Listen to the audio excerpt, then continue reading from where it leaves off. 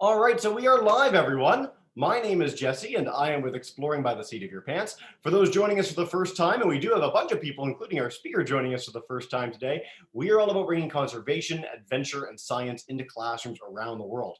Now, classrooms are out. They've been out for many months now, so we've so appreciated all of you joining in either live at home with your families or on YouTube over the last few months as we've run over 300 programs highlighting some really cool people from around the world. In the last few weeks, as the school year sort of wraps up, we've been featuring heavily Environment and Climate Change Canada scientists, which has been such a thrill for us. We've gone to the Arctic, we've gone out to Fort McMurray, we've highlighted hunting and trapping as a conservation tool. We've done just a slew of really fun, amazing programs, most recently with Adam Smith highlighting all the birds in North America and their loss and how you can protect them. But today's topic's a little bit different. So we are joined live by Katherine Hayden, who's an atmospheric chemist, which basically means she gets to understand and find out what's going on up there and how it relates to us here down on the ground, what we can do to help make it better, and just a lot of cool learning going on. So Katherine, without further ado, thank you so much for joining us today. I'm so excited to get started, and take us away. Okay, hi everyone. I am really happy to be here today to talk to you about air pollution. And the title of my talk is called Uncovering the Secrets in the Air. And this magnifying glass that you see here highlighting the word secrets is an indication that it's a little sometimes tricky to understand air pollution because you can't really see what's in the air for the most part. So a little bit about myself before we get started, so you kind of have an idea of who I am. I have a graduate degree in atmospheric chemistry. It's a master's degree, and I have been working at Environment and Climate Change Canada for about 28 years now. And so that's a long time I've been studying air quality, and I do this through research. So research is mainly through, my research is mainly through taking field measurements, and I'll describe what I mean by field measurements as we go through my presentation. But here's a picture of me inside of a research aircraft. And you can see the instruments behind me, and we use these instruments to take measurements of air quality, air pollutants in the air from an aircraft. And I'll describe that in a little bit as well. So in the presentation, I'd like to answer and help you answer some questions like, in terms of what are the secrets? What are the secrets in the air? So the first question is, what is air anyway? And what causes air pollution? What is air pollution? And how do we know really what is in the air? And I'd like to finish off with a short story on an aircraft mission. We call them missions, and they're essentially just a flight to measure air pollutants from a wildfire, which we did recently. So the first question we ask ourselves is, what is air? And this is a pie chart for obvious reasons because it's in the shape of a pie. And there are two main colors in this pie chart, the blue and the red. So the blue makes up about 78% of this pie chart, and it's the nitrogen molecule. And the red makes up about 21%, and that's oxygen. So in the air, most of air is made up of the nitrogen and oxygen molecules. And molecules are really, really tiny particles or molecules that you can't see that's in the air. So if you put your hand up in front of your face, and you look between, at your hand, there's air between your face and your hand, but of course you can't see it because these molecules are so tiny that they're not visible to your eye. So the next question we ask ourselves is, why is clean air important? I think we probably mostly know what the answers to this question are, but clean air is important for health, for human health. If we didn't have clean air, if we have air pollutants in the air, that can have a whole host of different problems with our health. It's also important for the health of animals and also plants here. See this picture of this deer down here. Wildlife breathe the same air that we do, so they also require clean air in order to be healthy. And it's the same thing with plants.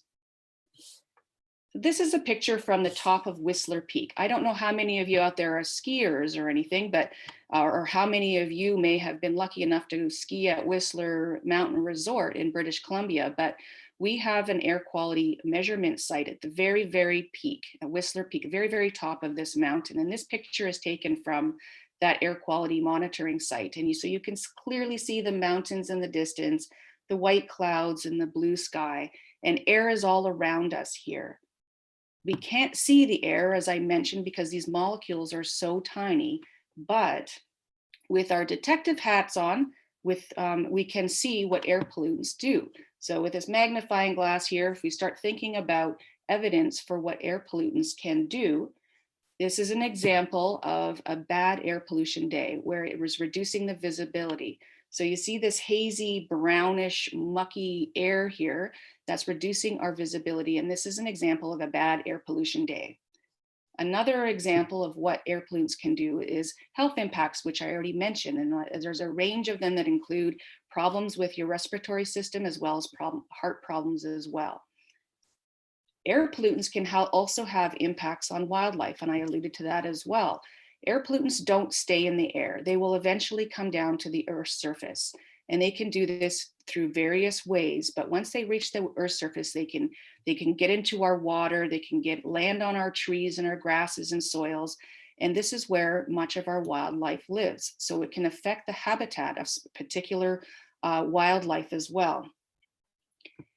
Air pollutants can cause ecosystem damage. And here's a picture of some of the damage caused by different air pollutants on tree leaves. And you can see that they're not thriving that well.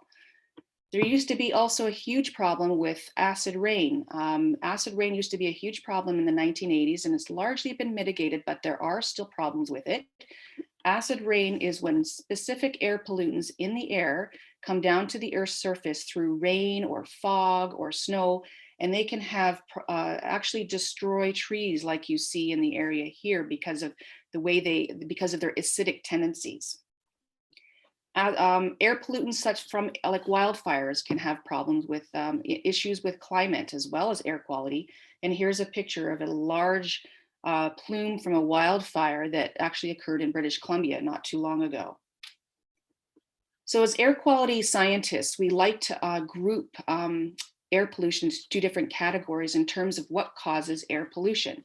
So those two categories are naturally caused air pollution and human caused air pollution. So an example of a naturally caused source of air pollution is our wildfires, as I mentioned as well. So you can see the plume coming off these wildfires here, which inevitably cause problems in the air. There's also air pollution coming from volcanoes as well. So these are naturally caused sources of air pollution that we can't control to a large extent. There are also human-caused sources of air pollution. Here's a picture of a very congested highway with cars and trucks on this highway. And these are, I would expect most of these are gasoline or diesel-powered vehicles. And out the tailpipe of these cars comes air pollution as well. And also air pollution, human-caused air pollution comes from factories and manufacturing processes. And here you can see the plume coming out of a particular stack, contributing to air pollution. So what is air pollution? So this is a cartoon that shows some of the sources that I just talked about, but there are other sources of air pollution like emissions from airplanes and emissions from ships. There's also emissions of air pollutants from different farming practices as well, and also from your own homes and cities as well. And I've talked about some of these natural sources as well. And all of these sources release air pollution in the form of chemicals, what we call these primary pollutants because they come directly from these sources. And these primary pollutants, they can convert to what are called secondary pollutants through reactions in the atmosphere. So this is the chemistry in the atmosphere that produce a whole set of secondary pollutants. And all of these primary and secondary pollutants, we like to group them into gases and particles to better understand them in the atmosphere. And one particular pollutant that I will mention here is nitrogen dioxide. And this comes from a number of different sources. A lot of it comes from vehicle traffic, for example. So nitrogen dioxide is made up of a nitrogen atom and 2 oxygen atoms. So this is called nitrogen dioxide. And I'm going to give you, because I am a chemist and we study the chemistry in the air, I'm going to give you one equation here. And an equation is with stuff on the left-hand side of this arrow, making stuff on the right-hand side of this arrow. So on the left-hand side, we have this nitrogen dioxide molecule. And this molecule, like I mentioned in the pie chart, the nitrogen and the oxygen, they're very tiny. We cannot see these things in the air. So if we do have any nitrogen dioxide in the air, and these are things that are emitted from out of the tailpipe of your car, from factories, from airplanes and ships, like I mentioned. If you have any sunlight in the air, if you have any sunlight, it will react with the nitrogen dioxide and form another molecule called ozone. You may have heard of ozone. Ozone, again, is another tiny molecule that we actually can't see. And all of these things together, along with some other stuff, create smog. And an example of the smog is a picture here behind, which is in the city of Toronto. You can see the CN Tower here. You can barely make out the buildings here, and this is because we're having a bad smoggy air pollutant day here. So I'm telling you that there's these nitrogen dioxide molecules, ozone molecules, and a whole number of other types of molecules from air pollution. But how do we know what's actually in the air? How do I know that there's nitrogen dioxide, and how do I know that there's ozone in the air? Well, we take measurements to determine this. And we can take measurements in the lab, and we can do a lot of studies in the lab to better understand what's happening with the chemistry in the air. But we also can do it in the field. And this is where I have done a lot of my research, is in the field. And in the field is what we do. We take our instruments and we go to a location like Whistler Mountain or like a city, and we will take these instruments and we will set them up and we will take measurements of air pollution there. So this is what we call in the field. And field measurements for me are a lot of fun. I've done a lot of them over my career.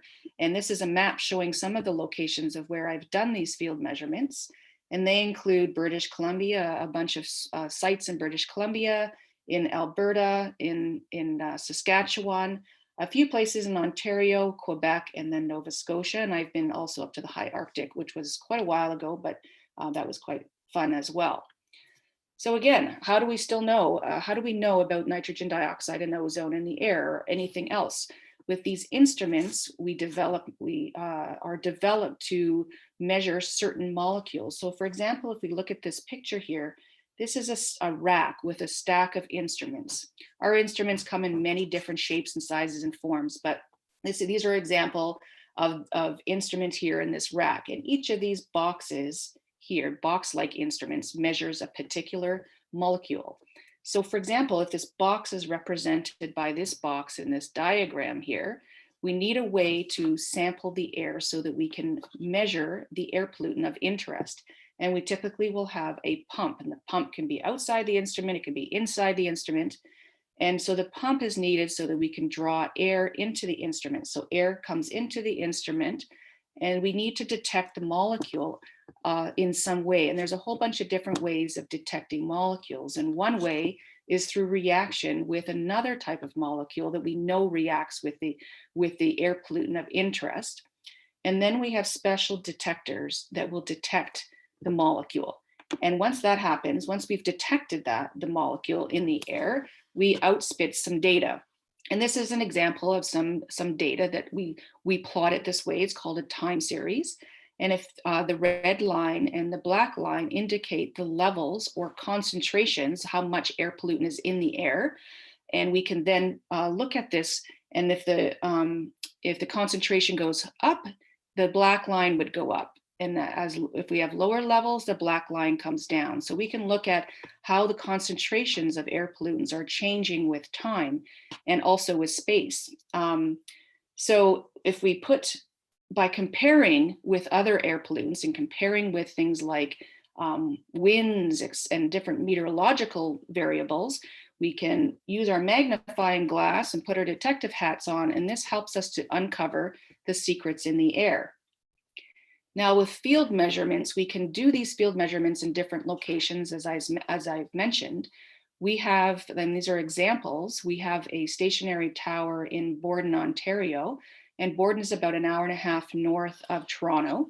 And this stationary tower is pictured in this, on the left-hand picture.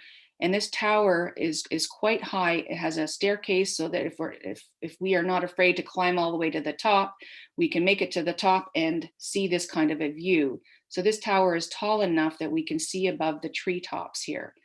We actually have an elevator to bring some of our heavier instruments to the location on the tower where we want to make measurements.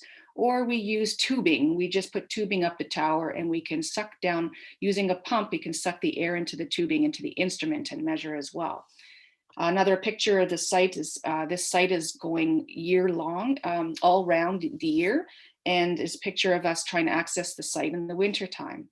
So one of the reasons we have this site is to look at fluxes. We do flux measurements, and all fluxes means are the amount of air pollutant coming into the forest and the amount of air pollutants coming out of the forest. And this is good to understand the interactions between these human-caused air pollutants and how they interact with the forest as one type of ecosystem. Another type of tower is a mobile tower, and it's pictured on the left here. And the difference with this tower here is not quite as tall, but the advantage with this tower is this tower will fold all the way down here to the ground, and we can actually tow it behind a pickup truck, and we can drive it to locations where we want to make flux measurements. And we did that, and we drove it to northern Alberta a few years ago, and we parked it beside what's called a tailings pond. And the tailings pond is pictured here. And this tailings pond is basically wastewater from a processing plant, a manufacturing plant. And it's mostly made of water, but there are chemicals in this water. And sometimes these chemicals can evaporate out of the water into the air and become air pollutants. So with this type of study, we want to understand the emissions of pollutants from a tailings pond. Another way to make measurements, air pollutant measurements, is with mobile vehicles. And we have a picture of our technical team right here who have been working really hard with our latest acquisition, was this mobile truck here where we install our instruments in the back of this truck. And here's a picture of our old truck here driving along, and this is in Saskatchewan here. And we affectionately call this mobile vehicle, it's quite large, called Cruiser. And the advantage of using Cruiser to make these measurements with our instruments inside of it, not only can we make air pollutant measurements over time, but we can make it over space. So we can drive and make measurements at the same time and get an idea of how concentrations change. And we can also do this by aircraft. And here's a picture of one of the research aircraft that we've used in the past. And another research aircraft here, this is a Twin Otter. It's much smaller and we've used this less often, but here's a picture of me in front of the Twin Otter with a study that happened a number of years ago with an instrument in the background here. And the Twin Otter is quite a bit smaller as well. So it doesn't hold as much as the research aircraft that pictured here, which we typically use more often. So I'm gonna tell you a short story about an aircraft mission, an aircraft flight that we use to measure wildfire air pollutants. And this happened fairly recently. And the first question is, why do we care about wildfire air pollutants in the first place? Well, there's the picture that I showed earlier with the plume of smoke from the wildfire, which was actually occurred in British Columbia. And these kinds of emissions can lead to poor air quality, which can lead to health and ecosystem impacts that I talked about earlier. Wildfire smoke can also cause huge financial burdens, economic impacts we call them. And because it can be really expensive, because when a fire becomes so big, it can threaten people's homes and their lives. So they may need to evacuate, they need to leave their homes. It can also, we can also experience the loss of buildings. Whole communities can be burned down during some of these larger wildfires. And there are also health-related expenses for treating people with exposure to wildfire pollutants, but not only wildfire air pollutants, but air pollutants in general. So I focus on understanding the air quality side of things, the chemistry that's happening in the air that leads to these ecosystems or health impacts. There are a whole number of researchers that are studying health impacts from not only wildfire air pollutants, but from air pollutants in general. And there's also a lot of researchers who study the wildlife in terms of impacts of air pollutants on wildlife. And there's a lot of researchers who are studying forest impacts and plant impacts from air pollution. So I tend to focus on the air quality chemistry happening in the air. And if we take a look at this particular mission, this particular flight, the first thing we need to do is prepare the aircraft. And we do this in its home location here with this aircraft that we use for this particular flight. This is based in Ottawa. And we make sure that the aircraft is mechanically ready to go and that all our instruments are safely installed on the aircraft. And so here's a picture of Roman who's making a cable for exhausting one of our pumps. And then we have Raymond who's trying to get behind this rack because he's trying to make sure that the power is okay for this instrument. And then we have Ben here who's troubleshooting one of our instruments that's giving us a problem. And this instrument actually gets installed underneath the wing of the aircraft. And then there's Raj here who's squeezing behind a rack, trying to install a pump that was recently failed. And then there's Andrew here doing some critical thinking and some calculations to make sure that the instruments in the racks are safely mounted. So once the aircraft is ready, we travel to the project location, and we have a whole team here supporting this aircraft project. And it includes scientists, technicians, data specialists, engineers, and of course we can't forget the pilots because we need the pilots to fly the airplane. And then when we get to the project location, we stay overnight and we woke up early in the morning for a 7:30 a.m. meeting.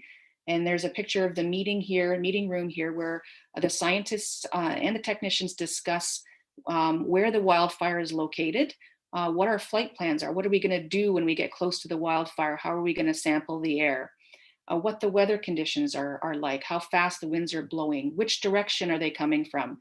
We also have the ability to do air quality forecasts. We can try to predict how much air pollution is coming from this wildfire. And we have many discussions about safety. We don't do anything unless we consider it to be a safe thing to do. The picture on the right is actually a satellite image. So this is from an instrument on a satellite out in space, looking at the surface of the Earth. And these red dots here are showing the fire hotspots. These are the locations where the fires are burning, and circled in yellow here. We can even see some of the smoke coming off this fire that's traveling in the direction that's indicated by the arrow. So once we know that we have a wildfire that we can sample, we at 9 o'clock that same day in the morning, everybody goes to the plane, and we go on the plane, and there's scientists here making sure the instruments are working. They're checking these switches here. The scientists here are making sure their data is streaming properly and that it's being visualized correctly. Then there's a bunch of scientists and technicians trying to figure out the problem with this particular instrument. So once all the instruments are ready and measurements are being streamed properly, we confirm the flight plans again with the pilots and the fire location with the pilots. And then at 9:30 a.m., we took off. The scientists and pilots are on board. We closed the doors, and then we took off, and we started to fly towards where the fire was located. At 10 a.m., we are now in the air, and we have a bunch of scientists on board who are checking their instruments. You can see everybody with their laptops looking at their measurements, and everybody can see all of the measurements on the plane because they're all networked together. And we have one scientist dedicated to be the flight director, and that flight director communicates with the pilots that are shown here through the headset because it's quite noisy on the plane. And the flight director will look at the measurements and communicate to the pilots to tell them to fly lower, fly higher, do a vertical profile, and to try to get the best measurements that we can. So I mentioned it's very noisy on the plane, but it's very noisy, it's very hot, it's very stinky with the wildfire smoke, and it's also very turbulent, which means the plane is rocking around quite a bit. So we have a number of scientists that don't feel very well, so we have to keep our air sick bags quite close to us because inevitably some people are going to get sick on these types of flights. So sometimes it's mostly fun, but sometimes it can be a little challenging. So we're on our way. We can see the fire in the distance at 10:05 here. And shortly after that, we're actually entering the smoke. We don't fly right over the flames, of course, that's very dangerous. We fly down into the fire here. So we're just entering the smoke. So we found the wildfire and the plume from the wildfire. So this is how we fly the flight here. The aircraft these are flight tracks. So the aircraft is flying close to the fire, which is indicated by these green dots. And we go back and forth across the plume because the smoke is going in this direction, the direction of that yellow arrow. So we're going back and forth across the smoke plume. And so these flight tracks are colored, and they're colored by concentration of a particular air pollutant. So the red parts indicate high concentrations and the blue part indicates low concentrations. So you can see that we have high concentrations here, and there's actually two plumes. And so we have a lot of measurements of a whole bunch of different compounds, a whole bunch of different molecules from these measurements, and we need to analyze the data. So we put our detective hat on with our magnifying glass, and what do we do with the data? Well, from our measurements, we can tell what air pollutants are coming out of a fire, how much is coming out of the fire, and we can take that information and we can put it into a computer model. And this is a very sophisticated computer program, and it can provide us information with a whole bunch of different things. But one of the things that it can do is provide us with ability to improve our prediction for other fires. And this helps us uncover the secrets in the air using our detective hat. So some of the secrets I hope I have explained to you, and we've uncovered some of these secrets in the air, like what is air, like the nitrogen and oxygen molecules, what causes air pollution, and we talked about a number of different sources. What is air pollution, and how do we know what is in the air? And these are through our measurements and our specific instrumentation. So thank you very much, and I'd be happy to take any questions. Fantastic. Well, thank you so much, Catherine. That was a lot of fun. If you want to come out of screen share, we can have a bit of a conversation. That would be amazing. The Finlayson family is joining us in Ontario, so I am going to go to them for some questions in a minute. But I want to pass one to start from Miss Ricardo, student Santino, who always asks a ton of questions online. His first question harkens back to your acid rain comment. Are there still places with acid rain? Are there places where that still exists, or there's a lot of it, or what's going on? Yeah, largely it's mitigated in Canada. There are some areas in Canada that still seem to have some, there are areas in Canada such as northern Saskatchewan. We did a project there recently out of northern Alberta, and we looked at some pollutants that are prone for acid deposition. And some of the modeling work that we did do indicate that some of these areas that are known to be sensitive to acidic air pollutants are indeed susceptible to those types of emissions, and we have the oil sands operations areas in the area there. So we need to be cognizant of the emissions into the air of specific pollutants like SO2 and NO2, which can cause acid rain, impacting those particularly sensitive areas. And there are scientists who do take measurements of the lakes in that particular area and the soils as well. And they have indicated that at times they can be impacted by acidic air pollutants. Fantastic. Thanks, Catherine. All right, I'm going to go to the Finlayson family. You guys just demuted your mics. If you want to come up with your first question, go for it. How can kids help the air stay clean? Nice. That's a great question. How can kids help? Well, kids can help keep air clean by reducing energy and recycling are two main ways. It costs a lot. There's a lot of energy that goes into making products like that new iPhone you have, or your new pair of shoes, or anything new. So if you can reuse some of your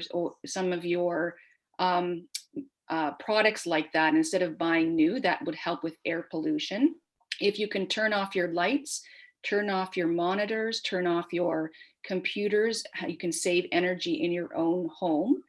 And if you can encourage and promote in your family about one main way of reducing air pollution is through reduced vehicle use. If you have a gasoline powered car, every time you use that car, you're putting air pollutants into the air. So if you can strategize and think about different ways of reducing car usage, such as carpooling, or maybe riding your bike, or going for a walk, or reducing the number of times you take your car out to do your grocery shopping.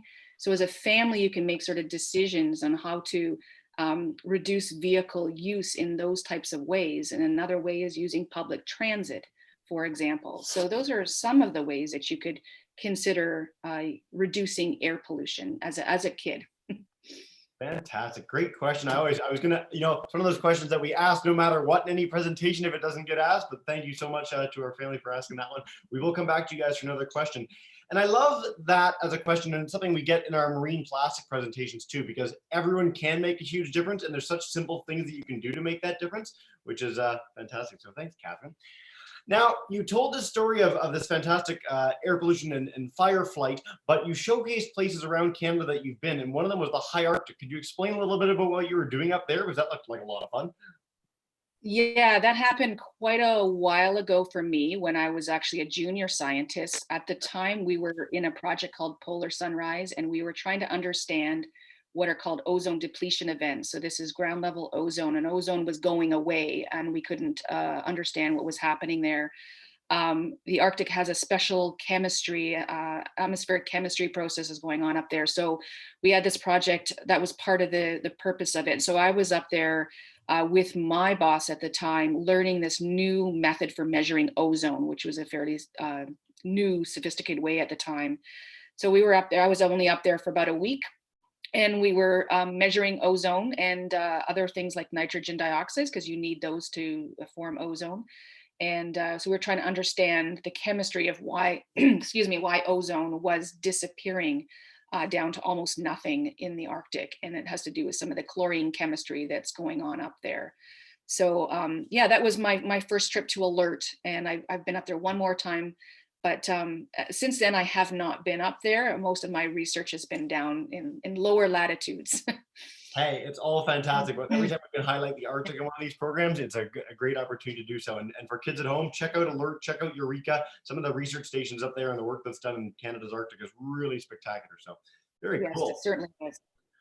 All right, we have a kid that just wants to clarify things based on all this, the air pollution research that you're doing. So Santino, again, we have more pollution now because of all the machinery and stuff that we have, right? Like this is something that we are a major contributor to because of the stuff that we do around the world. You mentioned cars as an air pollution, sort of cause, and can we just clarify that for kids at home?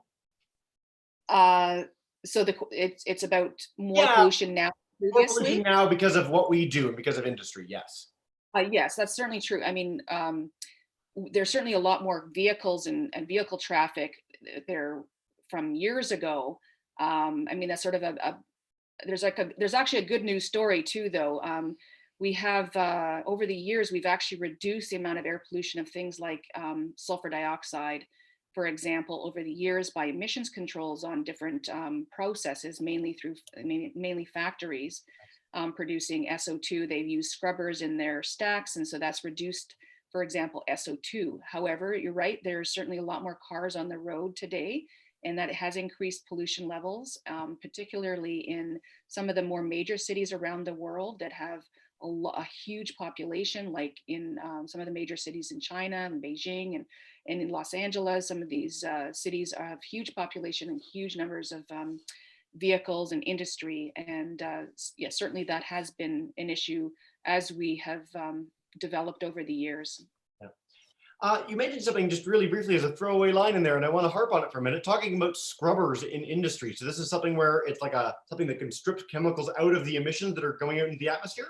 That's right. Some of the factories, and I'm thinking of out in the oil sands region where they emit through their processes, they have SO2 as a byproduct, sulfur dioxide, which can get into the air. And they have, there has been a lot of effort to develop different scrubbing techniques, which if you put them in your stack, it will scrub out or basically remove the SO2, a large part of it, not all of it, but a large part of it. And that will prevent it from getting into the air. Fantastic, very cool. All right, I'm going to go back to the Finlayson family. If you guys have another question, just demute your microphones and come on up. You're good to go. Thank you. Why did you want to be a chemist? Nice. That's a good question. I actually didn't want to be a chemist when I first, when I went to university. I went to university for biology, environmental biology, and I actually have a undergraduate degree in environmental biology. And then when I started working at Environment and Climate Change Canada, I realized the section that I was working in, which was air quality, that I needed to know more about chemistry, because it's all about the chemistry in the air, and at least in this particular section. So I went back to school and at York University, and I got my atmospheric chemistry master's degree to be able to better understand what I was doing at work. So and since then I've learned to love chemistry, and biology sometimes plays a role in it, not as much, but I have learned to love chemistry, and it's quite a fun job, especially the field work. Yeah. How do you, so if we, if this girl that's asking the questions wanted to become an atmospheric chemist, if someone wanted to follow in your footsteps, what would they do? What's some advice you can give to kids that are super keen on this? Well, if you're interested in chemistry or physics, I mean, we have physicists who work in our section as well. And we also have engineers, environmental engineers who work in our section.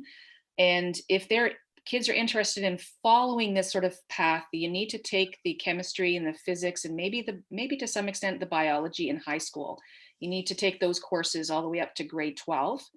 And then you would have to go to university and you'd have to decide what you wanted to get into. If it's chemistry, first year, maybe you can be more general. You can take some chemistry, physics courses, maybe even biology as well.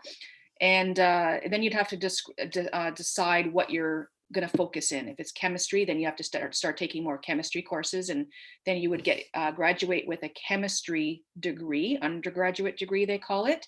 Or perhaps you're in engineering. My daughter is taking environmental engineering. And so she's in the engineering program, and you'll graduate with a 4-year undergraduate degree. And I highly recommend, if you can keep your grades up, you can get into the co-op program. Many of these universities have co-op, and that means you can come and work at places like Environment Climate Change Canada, and you can work with us and you can do a co-op term. It means you're going to take longer to finish, 5 years instead of 4 years, but it's highly worth to get some experience working at the same time as going to school. So the important part is to study hard and play hard, but study hard, get those good grades and get into university and think about what you're passionate about, what you're interested in. One of the things that I always like to recommend when I can is for people at home that might be wondering if they're passionate about this in a deep way. There's some fantastic popular science books out there that will help highlight, this sort of work. Two that really jump out. Sam Keen is a really popular science author. I'll write this in the YouTube chat bar as well. So he had a fantastic book called Caesar's Last Breath, which touched on atmospheric chemistry not too long ago. And then Theodore Gray is a chemist who's done some really beautiful sort of not textbooks, but chemistry books in general. So I'll put those in the chat bar. Encourage you to check those out if you get a chance. Great advice, Catherine. All right, we're going to take a few more questions. Santino again. Santino, so many questions. Love it, Santino. He wants to know, how big can wildfires get? They can get massive. The wildfire that we sampled there was just the right size for us to sample it safely and to be able to understand it. Some of these massive wildfires, we would never be able to sample them properly. But the fire, in terms of physical size, this particular fire was about 2,000 hectares, if that means anything to you. It's hard to just compare that to anything, but some of the wildfires are so big. Like, you think of the fires that, if you heard in the news in Australia, yeah, they burned down and affected over 1 million species, wildlife species. They caused huge numbers of evacuations. That wildfire was massive, so massive that you could see the smoke from that fire. It actually traveled all the way around the world in a matter of weeks in the Southern Hemisphere, and you could see it back in Australia again weeks later. So a wildfire like that has to be pretty massive to see smoke like that from space all the way around the world. Massive fires were in California as well, and those fires affected the wine country area in Northern California, and those were quite large as well. So when they get very massive and they start impacting on people's homes and where they live, people have to leave, and that's when you consider fires to be quite significant. I hope that answers. That's perfect. No, and I was hoping you were going to touch upon Australia as well, because it's a really great salient example that we've seen fairly recently. But you can follow the news reports of these things, and they're absolutely massive. And this is why work like this is so important, understanding what's going on and how we can prevent them. And this is fantastic. Yeah. All right, I'm going to go back to the Finlayson family for one last question. So let's demute your mic, guys. And if you want to finish us off, go for it. What is your favorite part of your job? Ooh, no pressure. Ooh, I have lots of favorite parts. My favorite part is doing aircraft studies. I absolutely love going into the field and flying around and making measurements and working with my colleagues. We have a lot of fun. We work really hard. We make a little bit of time for fun, but it's a really a good team building experience. And I've done a number of them over the years. I also love working with my colleagues once we come back to the field, from the field, and we are sitting in our offices. looking at data on our computer screens. I love analyzing the data and discussing it with my colleagues. And unfortunately, we're not able to do that in the hallway conversations we used to have right now. But we're making do with these team meetings and communicating our results to other people, like young kids. Is also, this is my first time doing this, and it's quite fun to be able to try to engage young people like yourself and get them interested in this kind of science. So that's also a fun part of my job. See, every time, this has been so funny for me, literally, we've had, again, 5, 6 Environment Canada scientists over the last few weeks, and every single one's like, I have the best job in the world, and everything about my job is fun. It's like the most ringing endorsement for a government agency of all time. Like, you guys are all super keen. I love it. Yeah, it's absolutely true. Katherine, before we wrap up, is there any last message you'd like to share? I mean, again, you've covered a lot. You just highlighted a beautiful message. So if not, that's totally fine. But is there anything to wrap up you want to share about your work, or to inspire any kids that might be watching? Well, if any of the kids out there listening are inspired by any of the things that I have talked about or would like to learn more, I'm happy to talk with anyone and do what I can to explain further what we do. And if anyone's interested in following kind of in this footsteps, I am happy to. We often allow tours to our building as well, through the labs, and I can discuss further with anyone that's particularly interested in this field. Nice. Just a quick follow-up on the lab. Where is your lab for people that might be watching from all over Canada? Right, that's important. As all over Canada. Yes, we're located in Toronto, in Downsview. So if you're familiar with Toronto, it's the Dufferin and Steeles area. That's the home office where we work out of. So once some of our restrictions lift and we can get back to the office, which might not be in the short term, it might be a little while still. Yeah, I'd be happy to connect or even just chat on the phone with anyone who might be interested in this type of work. Outstanding. Well, what we can do at Exploring by the Seat of Your Pants, if anyone is watching and they'd like to be put in touch, just send us an email and we'll connect you with Katherine. That'd be fantastic. What a fun presentation. Thank you so much for joining us today, Katherine. And for now, we'll end the live broadcast, wishing everyone a wonderful summer as things start to get a lot warmer here in Toronto and beyond, and a wonderful rest of your day. Thanks so much again, and see you soon. Thank you, everyone. Bye, Thanks. guys.